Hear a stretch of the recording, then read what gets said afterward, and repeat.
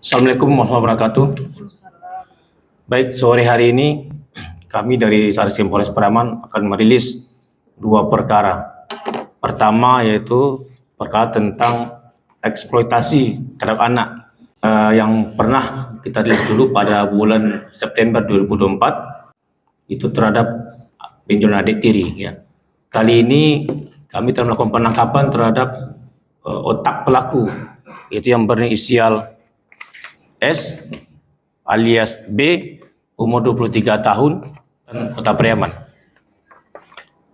Pelaku yang berinisial S ini adalah pelaku utama dalam perkara eksploitasi terhadap anak di bawah umur. Ya, kemarin beberapa hari yang lalu kita lakukan penangkapan di Kota Medan. Kemudian karena menghancam nyawa petugas, maka kami lumpuhkan dengan tindakan terukur dan tegas. Dan juga pelaku ini sebelumnya 2 kali telah melakukan tindak pidana.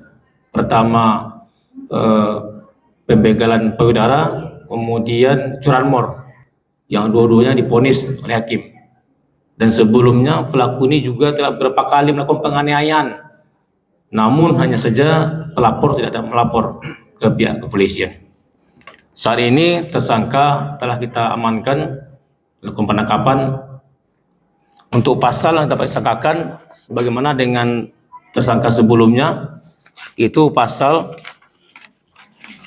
883 junto pasal 88 Undang-Undang RI nomor 17 tahun 2016 tentang penetapan peraturan pemerintah pengganti undang-undang itu nomor 1 2016 tentang perubahan kedua atas Undang-Undang nomor 23 tahun 2022 tentang perlindungan anak dengan ancaman 15 tahun penjara. Demikian.